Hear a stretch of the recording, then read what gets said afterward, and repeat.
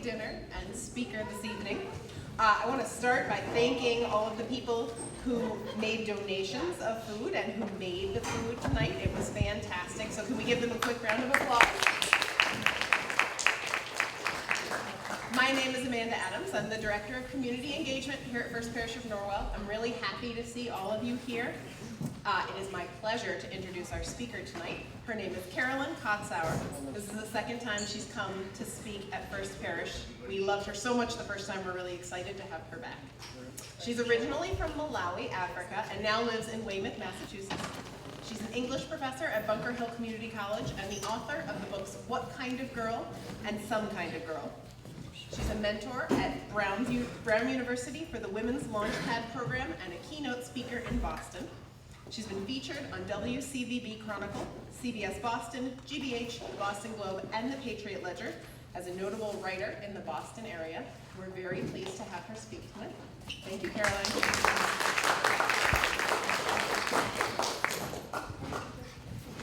All right, thank you so much for that awesome introduction. I'm like, who is that? Me? All right, hello and welcome to my author talk. First of all, I'd like to thank the First Parish Church of Norwell for this opportunity to share my work with you. You see, I have this deep desire to start conversations that matter. And my friends always ask me, why do you like to talk about these weird, peculiar, uncomfortable topics? And I often quote this American social philosopher and political commentator, Thomas Sowell, who said, when you want to help people, you tell them the truth. When you want to help yourself, you tell them what they want to hear. So today, I'm here to tell you the truth because I want to help people. So thank you again for seeing the value in my work and for acknowledging that my story is something worth telling. Before I continue, I have to mention that I am from Malawi, Africa. Now, show of hands, how many of you know of Malawi? Okay, good, excellent. Oh, I don't have to explain too much. Show of hands, how many of you know where Malawi is located on the map? Okay, oh, fewer hands. All right, I'll explain in a minute. Now, show of hands, how many of you have heard of Wakanda? Okay, a few people. I see a number of people. Good, I promise, there is a method to my madness. You see, Malawi is located southeast of Africa. It's neighboring Mozambique, Tanzania, and it's about a 2-hour flight up north from South Africa. If you have heard of Wakanda, from the first Black Panther movie, at the beginning of the movie, there is a moment where they show you where Wakanda is located. Can anybody guess where Wakanda is located? Malawi, yup. They were like, pick a country somewhere in Malawi, they won't know we did it. We know you did it. Now, Wakanda is a fictional place. Before you go around telling people that you know where it is, that it's in Malawi, it's a fictional place, all right? Anyway, so we've got that out of the way. I'm from Malawi, Wakanda. Let's dive into the purpose of today. The great author, Toni Morrison, once said, if there is a book you want to read, but it hasn't been written yet, you must write it. I hadn't read any memoirs about Malawian women, so I thought, where better to begin than to write about myself as a Malawian? Where better to begin than asking myself how to find and use my voice? So there was one particular problem. I didn't know how to find my voice. I mean, what is a voice? And how do you recognize it? Little did I know the key to finding my voice would be in my writing, something I haven't always been good at. And I'm telling you, in high school, I failed English composition all the time. There used to be 3 sets. For the A students, average students, and then the other ones. I was on the 3rd one all the time, right? That's how much I failed. But fate has a way of making you run into your purpose. In my journey as an author, I have learned that the best way to find your voice is to use it. Writing my books has been a journey that has led me back to myself. Now, I can't tell you the date or the time when it happened, but when I was 27 years old, something inside me changed. I once heard somebody say, once you get sick and tired of being sick and tired, you change. And I was tired of pretending. I was tired of pretending to know what I was about, pretending to know what drives me and where I am going.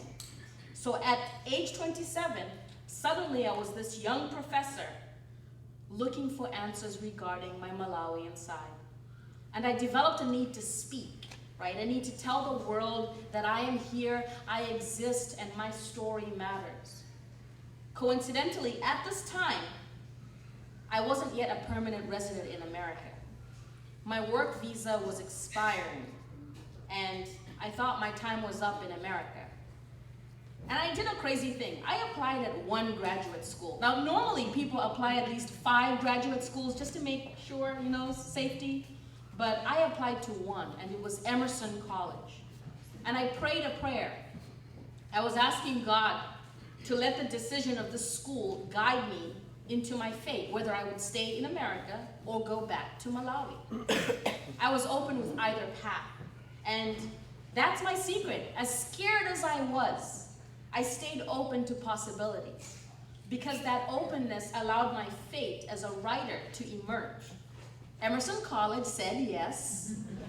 I stayed, and I learned how to write. And it was quite the journey, because creative writing is something that is very challenging. It used to be very challenging for me. So you can imagine going from somebody who doesn't know how to write regular English composition to writing creatively. It was like a huge hurdle that I jumped over.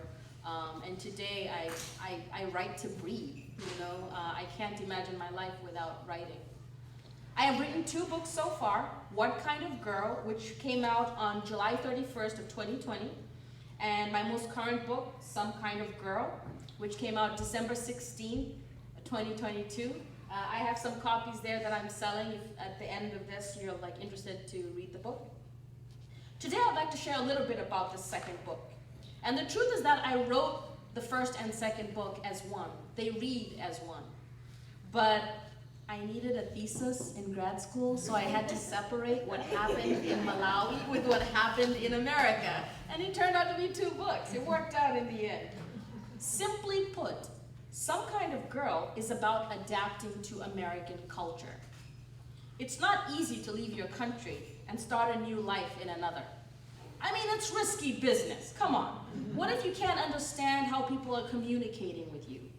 What if you sound ignorant, when you share your ideas with people? I didn't want to be like that guy, Borat. You guys know Borat from TV? So bad. I didn't want to be that level. Nope.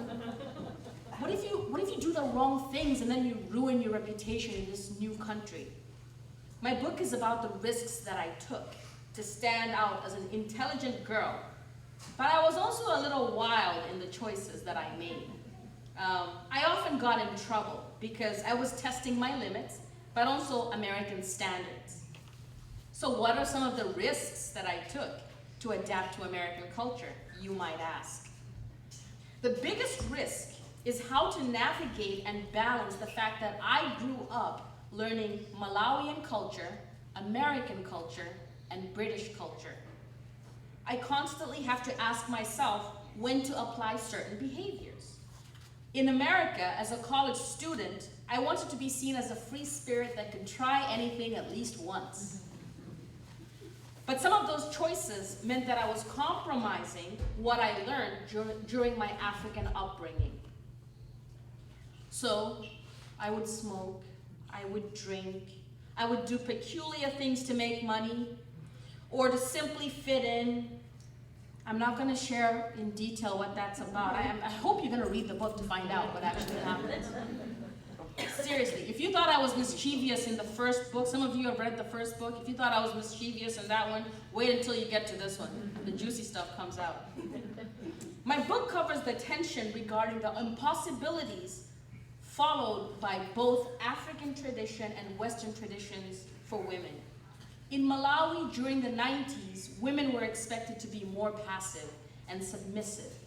And in America, I thought women seemed more extroverted, freer, confident. When I switched from one culture to the other, sometimes I didn't know when to show up as my full self and when to just hold back and blend in. I struggled with gendered dress code. I remember once I walked into a store and I was looking at this outfit, and I said, wow, that's an amazing shirt. I wish I could wear that. And my friend said, why can't you? I was like, oh, no, that's for men. No, if you want to wear that shirt, you can wear that shirt. It's absolutely fine. And it was like the first time where I was like, oh, you can do that here? That's absolutely fine. It was a very interesting moment that I never forget. I struggled with how to speak to people in America. I thought Americans were very fast speaking. And I was very afraid that all of a sudden my brain would freeze. And if I was speaking to someone, I would just get so nervous. I feel like I don't know what I'm about anymore. And it was a huge fear of mine. I became very introverted when in my country I was more extroverted. I struggled with how to address the subject of sexuality and how to understand myself as a Black African female living in America. Writing this book was an attempt to connect cultures and to widen the audience's understanding of a foreigner's experience. How so, you might ask? Well, it shows you how an African girl's experience can resonate with many people. The choices I made are similar for some and different for others. What I was exposed to in Malawi, whether it's music or movies or TV, is present in other parts of the world. So let's try this. How many of you know The Fresh Prince of Bel-Air? Will Smith before the slap? Bonanza. Okay, a lot of people know Bonanza. I grew up with it too. Three's Company. Yeah, I grew up with it. Let's try cartoons. Tom and Jerry and Bugs Bunny. You guys know it. Same here. Superman. Let's try music. Paul Simon. Oh, we played that all the time when we went for journeys with my parents. We have Snoop Dogg, the rap music. Tchaikovsky, right? Tchaikovsky, I love classical music. My father used to make me listen to it all the time, and I hated it back then. But today, when I'm grading essays, I listen to classical music. Thank you, Dad, wherever you are in Malawi.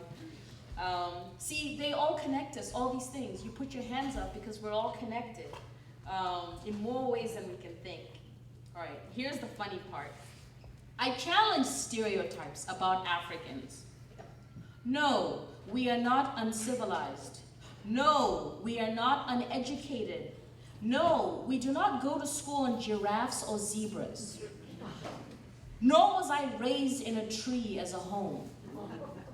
And please, don't go around asking people where Wakanda is. I told you, it's in Malawi. Because, like I said, I am you. That's what I'm trying to tell you. Yes, we are very much capable of speaking excellent English in Africa. And yes, having strong, independent, powerful Black women is not a rare phenomenon that anybody should be shocked about. They are alive and well. They exist. So I am you. And I hope that my book makes us connect as human beings. Earlier, I mentioned some insecurities about gender, race, and language. I won't go into details, but I know that now I am strong enough to share some of the fears that I had. I feared not being feminine enough because I was very athletic when I was younger, which was normally associated with masculinity, right? So I got bullied a lot, and people would say, we're not gonna ask you on a date, you're an ugly girl, you know. Somebody called me an ugly goat in the first book, you know. And then today I'm like, oh, here's the ugly goat. I feared being Black. Being in America, I became very aware of my race. Coming from a predominantly Black society, I didn't really think about it a lot when I was in Malawi. But when I moved to America, this awareness of race was just heightened. It started when I landed at Logan Airport. The book starts with Logan Airport when I arrived, and how Blackness just became something that I was so aware of all of a sudden. I feared being queer. I feared queer people. When I moved to America, suddenly I was seeing a lot of queer people and interacting with them. But I never grew up with that culture. So in the book, what I do is, I question what's so terrible about people loving who they love. It's very taboo in my country. There was a time you could go to jail for 40 years plus if you were queer. But I had to be brave enough to explore it. So what I'm trying to tell you is, I took risks to write about that in the book. It could potentially get me canceled in my country. Do people know what canceled means? Basically, they could say, we're not going to read your book, we don't want you to come back to Malawi. They can do all sorts of things to just make sure that I don't go back because I have mentioned something about queerness. I was scared, I took a risk. That book is a risk. I feared the American immigration system because as a working college student, I had heard many stories about people being arrested and deported for breaking the law. The journey was difficult because I always wanted to follow the law, but the process to apply for visas and then to get an attorney, and then waiting for paperwork, and then you're focusing on school and work, it can be very overwhelming. So I wrote the book to help others who are trying to balance school and work with immigration, right? So one of the things that I noticed, when you come to America, people don't tell you how to navigate things legally, right? I noticed that people withhold information because they're afraid that you will be better than them. And it's sad that that happens. So you know what I did? I told everybody how to do it. I said, if you don't want to get married to get papers so that you're legal here, if you don't want to do illegal things, here's one way of doing it the right way. So that when somebody knocks at your door, you're not saying, that's immigration coming to get me. You don't have to live that lifestyle. They say success leaves clues. I found clues from the works of many authors. Chimamanda Ngozi Adichie, Roxane Gay, Trevor Noah, my role model, and many more. I found clues in schools I attended: Quincy College, UMass Boston, Brown University, Emerson College. Yep, I've got more degrees than a thermometer. And today I continue to strive for excellence in my work at Bunker Hill Community College. I hope that my work, that my story, is a clue for others who want to achieve greatness in America and beyond. Indeed, today I call America my second home. It has raised me since the age of 17, and it has helped me to discover my personal liberties. America has taught me how to value individuality. It has taught me how to build communities and how to join communities. In high school in Malawi, I learned how to be a part of a team, but I didn't know anything about how to build a sense of belonging. So America has done that for me. It is the reason why I came here, to discover a version of myself that is unapologetically authentic. I came here to be true to myself. So, when the great writer Toni Morrison said, if there is a book that you want to read, but it hasn't been written yet, then you must write it. Well, today I'm happy to say that I have written those books. They now exist. They are my children. They are my legacy. And they are the purpose that found me when I dared to be open to possibilities. So ladies and gentlemen, the best way to find your voice is to use it. I have found my voice, and it has made all the difference. Thank you.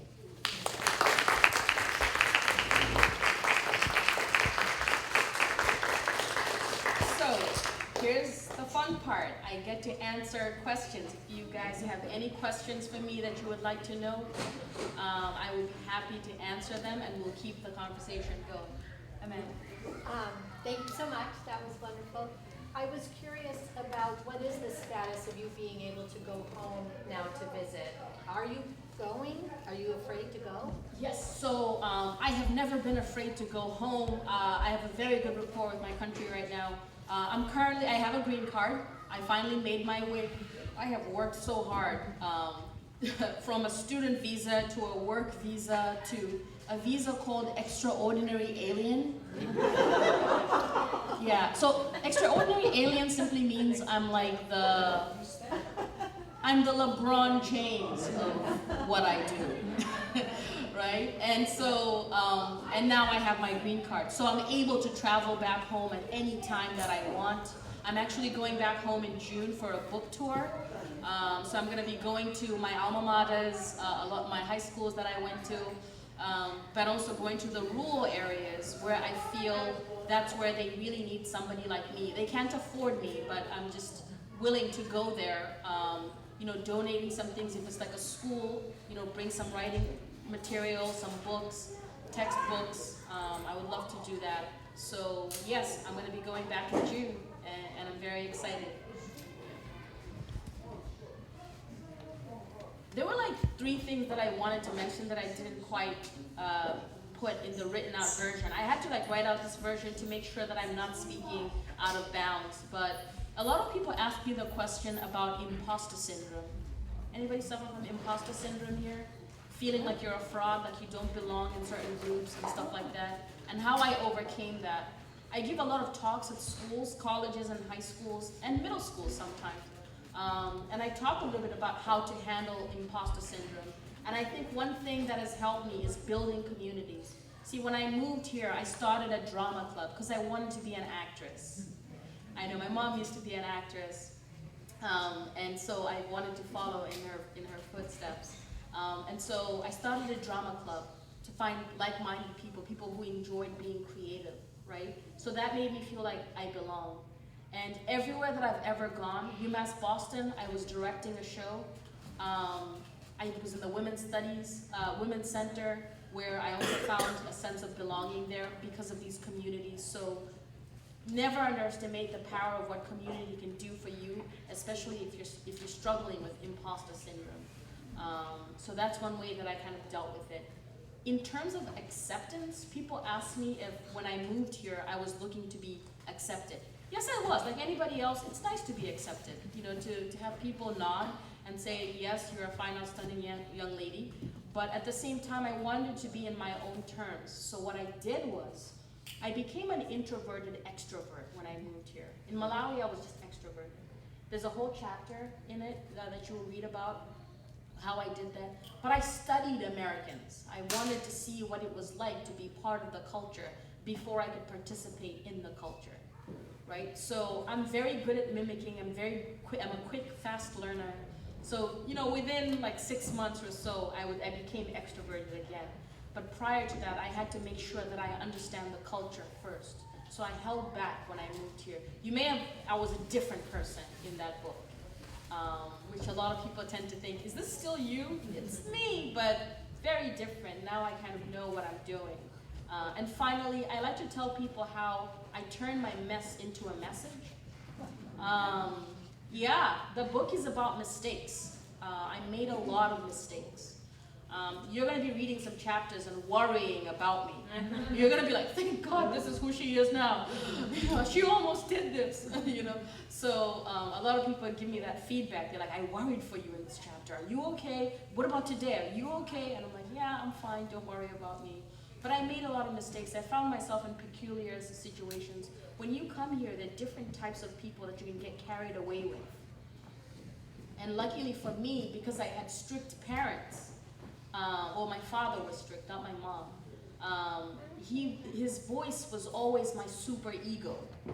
So if I'm about to do something questionable, his voice, Miss Kautsire, you know, he would be right there with me. Right? Or my mother's gentle voice would come out, and you know, so it's good that I had the African upbringing because I think it balances me out. So I'm not just kind of doing anything too wild in America because, you know, oh, it's land of opportunity, you can do whatever you want. You know, what are the limits that you have to draw to say, this is America, but you don't have to do all of that too. You still have like some kind of moral compass that you're following as well. The mess into the message too, I have to mention that I wanted to change my accent. I don't know, if you listen to me very closely, it waxes and wanes between a Malawian accent, American accent, British accent sometimes. I wanted to remove any Malawianness from my accent because I was afraid. I was afraid that people would think if I have a thick Malawian accent that I don't know what I'm about, that I don't know English, that if my English is poor, then I must not be an intelligent girl. So I tried to run away from everything Malawian, only to go into classrooms, and then in the classroom, the teachers would ask me, who are you? What are you about? What do you stand for? Who's the authentic Caroline?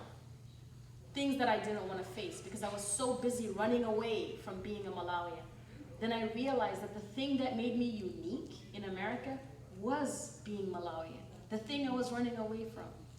So at age 27, as I mentioned, I had to make up for that time that I ran away from myself, that I diminished my African side because of the narratives that we're told in Africa, that being African means you're inferior, means you're stupid. There's a chapter called Not Some Dumb African, literally, because I was that petrified of seeming like one. All right, so I turned all of that mess into a message today on all the things that I ran away from and all the things that I tried to avoid. You just, you run back towards yourself in the end because it chases after you. Yes? When you started writing, before basically a book came out or the thesis came out, did you write like a short essay or a letter to somebody or a journal? How did you first start getting those words on the page, getting your story? Gerald Walker's class at Emerson. Oh, thank God they butchered me in that class. So imagine that I'm this person that just critiques other people's writing, because I'm an English professor. I started when I was 21 years old. I was really young. Then all of a sudden, somebody is telling you that you have to write in a way that gives somebody else the imaginative things. You put the words together to make a person's imagination come to life. That was challenging for me. So we started with short essays. And the first essay that I ever wrote was about my friend a friend of mine who was sexually assaulted. And I tried to give her a voice, and they told me not to do that anymore because it wasn't my story to tell. I didn't even ask her for a permission. I just wrote the story because I was afraid of writing about myself. So my first attempt was were essays about other people. Then Gerald Walker, my advisor, said that you need to write about yourself. Dig deep. What's going on with you? Why are you so afraid of writing about yourself? Then slowly but surely, I started to articulate things that were very abstract. I would write in superlatives, words that don't even mean anything, right? Generic cliches like live the moment, and he would be like, what do you even mean by this? I'm like, I meant in the moment I lived, not good enough. Go back. Dig deeper, dig deeper.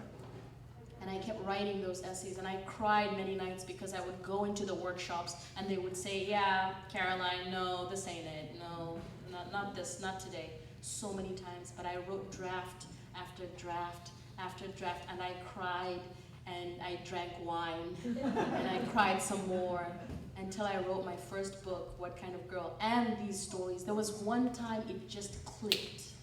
I saw, like I told you, I'm a fast learner, so I read other people's essays, I looked at the mechanics, what is it that people are doing that I'm not doing?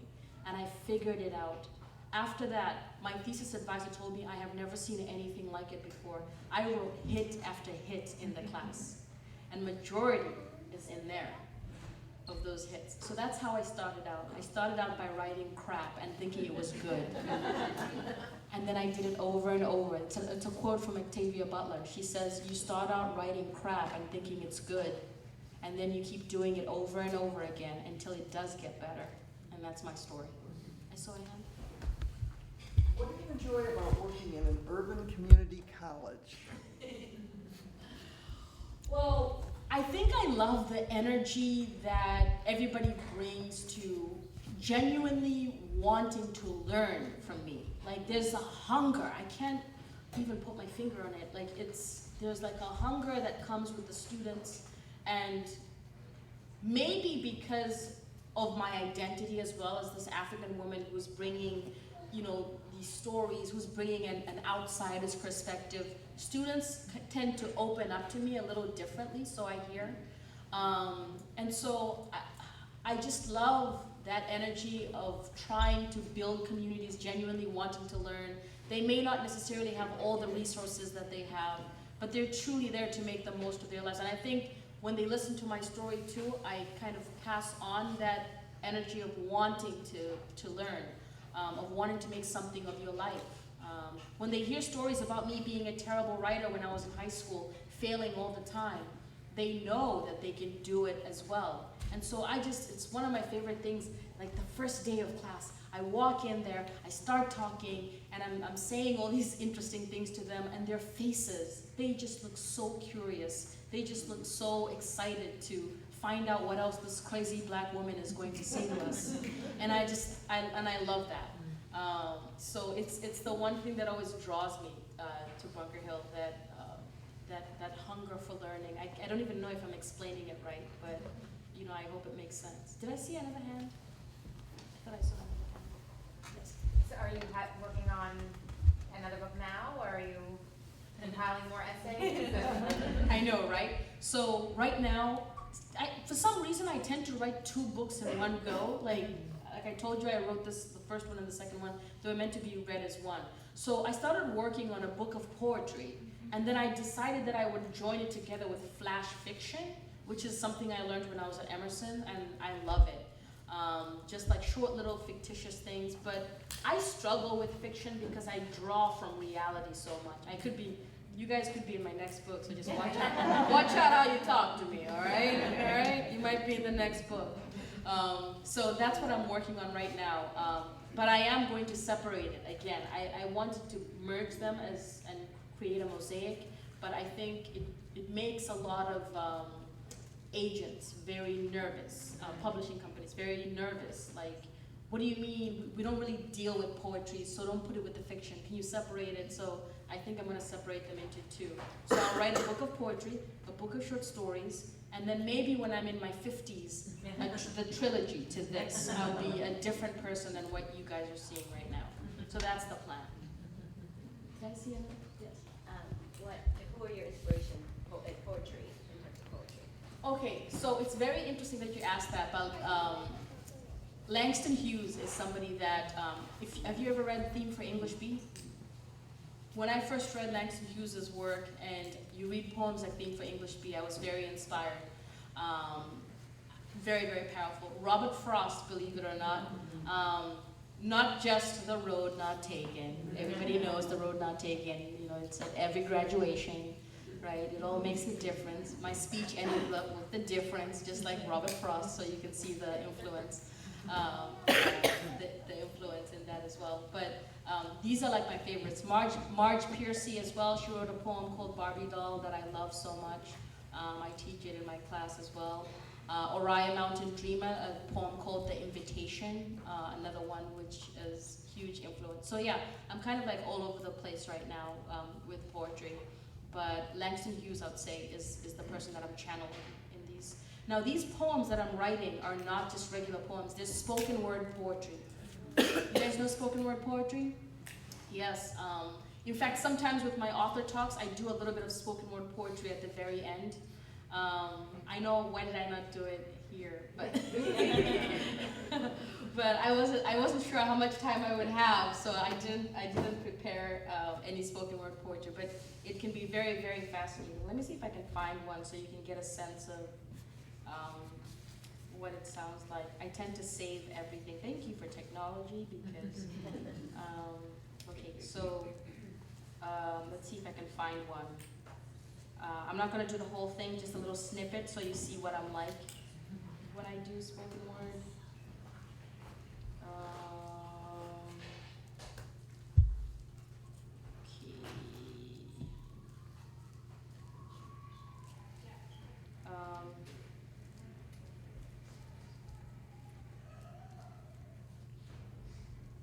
Okay, so this one is titled Breathing for Justice. Don't I have? Yeah. It's titled Breathing for Justice.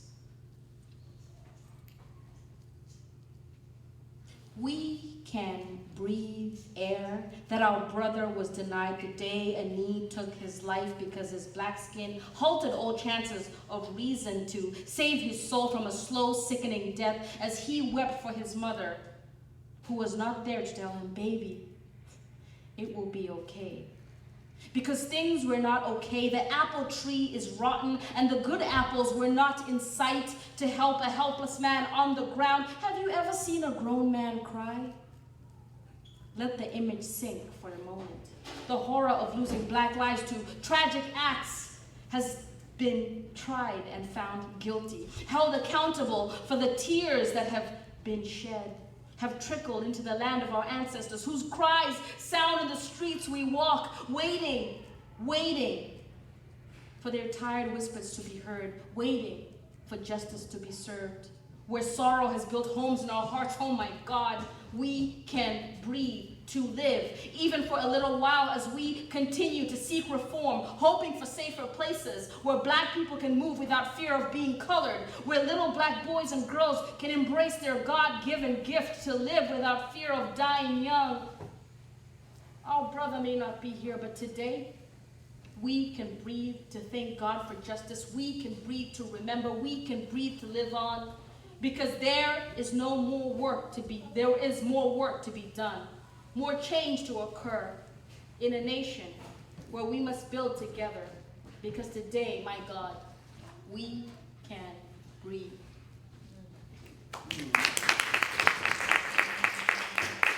So that's just one example of a poem that I did. It was during the time of George Floyd. A lot of people were hiring me to do spoken word performances. So I performed that one for Weymouth, the town of Weymouth. And it was something that I was just sort of experimenting with. But most of the times I write about women's empowerment. I write a lot about different, not just like being black, like the whole thing is not just about blackness.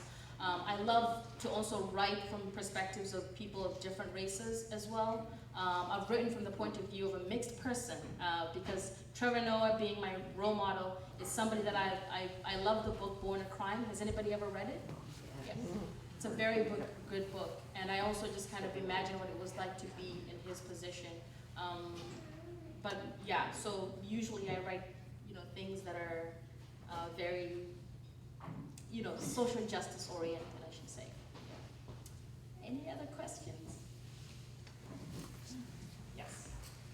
As someone coming into a new country and feeling that impact of difference in culture, how do you think the majority of us could try to aid that for you, and so you feel more accepted by like the majority? Okay, so it's very interesting. When I talk for companies that hire me for DEI, diversity, equity, inclusion, and belonging talks, I tend to talk about this a lot, like when just being aware of the conversations that you have with people who are from a different cultural background. Asking curious questions, right? Questions that genuinely you want to get to know someone. You have to be careful of assumptions that you may have had from what you watched on TV, what somebody said the other day, right? Get to know people for who they are. Have a conversation. A lot of the things that are in the book too, you'll notice that I have preconceived ideas about people, and when I just talk to them, it changes everything. It's like, you were the person that I needed in order for me to navigate the problem that I had. But I was too busy in my preconceived ideas of who you are that I would have missed the opportunity to get to know you, right? I always make this joke, but when I tell people that I'm from Malawi, I say, hi, I'm Caroline Kautsire, I'm from Malawi, Africa. Somebody will say, oh, I know Greg from Kenya. So I stand there and I'm like, oh, how is Greg? Right? So at first I used to laugh at it, and there was one time where I actually posted on social media. I was like, why do people do this? And it was very interesting, the feedback that I got. People thought I needed to be outraged. How dare that person assume that you know Greg from Kenya? We should be so ashamed of ourselves. Sorry, Caroline. Oh, and I felt bad. I was like, yeah, terrible people that don't want to get to know me. And then I sat down one day and I thought about it. I said, what is going on here? Why would somebody say, I know a guy named Greg from Kenya? The whole point is connection. They're trying to connect with me. And also sometimes, think about it, when you're conversing having a cross-cultural conversation with somebody from a different culture, don't you ever say some things where you're like, why did I even say that? Sometimes you get a little nervous, you don't have the right words. Have a little compassion and patience for yourself. People need to do this thing called thinking before speaking, right? It's a very difficult thing nowadays because people just want to respond to things. They don't want to think ahead of time. So they find themselves in very peculiar situations where they're giving responses that sound ignorant because they didn't take the time to just think about it. You know, so maybe now I've made you aware. I've told this same example to so many different crowds. I get the same response every time. We all laugh together. But I hope that when you do speak to somebody in terms of cross-cultural conversations, you're going to remember me. You're going to say, oh yeah, that Caroline, she did once say, if somebody says, hi, I'm from Nairobi, you're not going to say, I know Sandra from Mali, right? Because it sounds different. It sounds a little weird because we don't know who Sandra is, and you know, we're not like a monolith. It's a whole entire continent. But I think these are also opportunities for like opening a conversation. If somebody did say, I know Greg from Kenya, you can say, oh, interesting. Have you been to Kenya yourself? Do you intend to go to Kenya? These are opportunities to open up conversations. You know, so being careful, being compassionate and curious about the way you ask questions to somebody else. Be careful of assumptions, making assumptions about other people, preconceived ideas. You know, and like I said at the very end, home stops to be like a physical place for us. It starts to be the people, you know, that are welcoming. You guys feel like home right now. This feels good, right? You're a great audience. You're very attentive. You're paying attention. You're asking amazing questions that genuinely want to get to know me. And this feels like home. This is what it's become for me when I'm very far from other places. So just having that in mind, I think, can kind of bring out the gentleness in you when you're handling somebody from a different culture. You know, I think it's very important. Sorry, I feel like I'm rambling. Yes. Oh, I thought you had a question.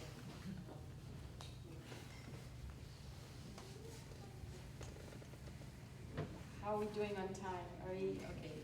I'm trying to listen. Yes.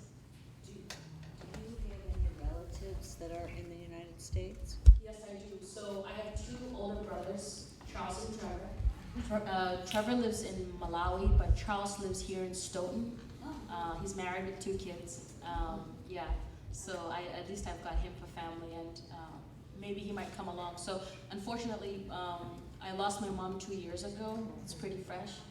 And I'm gonna go back just to make sure that we have the unveiling of the gravestone, and we're gonna have mass for her. So hopefully he'll come along with me, but he might just stay for 2 weeks. I'm doing a whole book tour, so and I get to see my brother Trevor when I go back. So yeah, one brother here.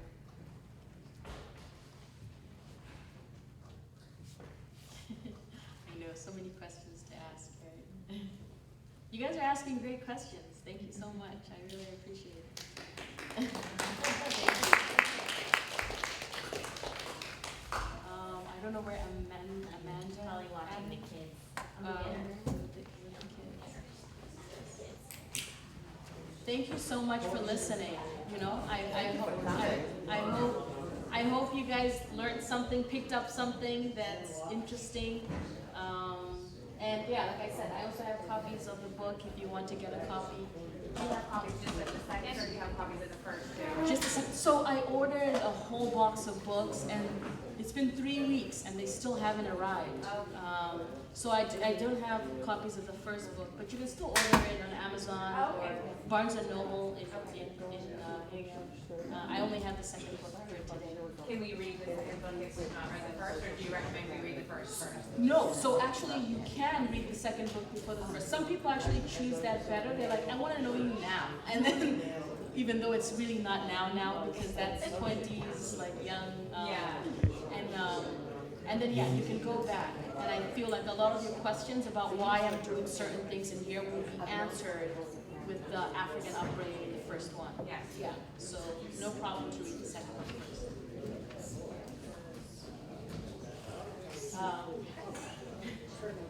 So sorry I wasn't in the room. My childcare couldn't do the switch day, so I've been doing childcare upstairs. That's fine. Thank you. You're doing it all. Did we already applaud for Carol? Yeah.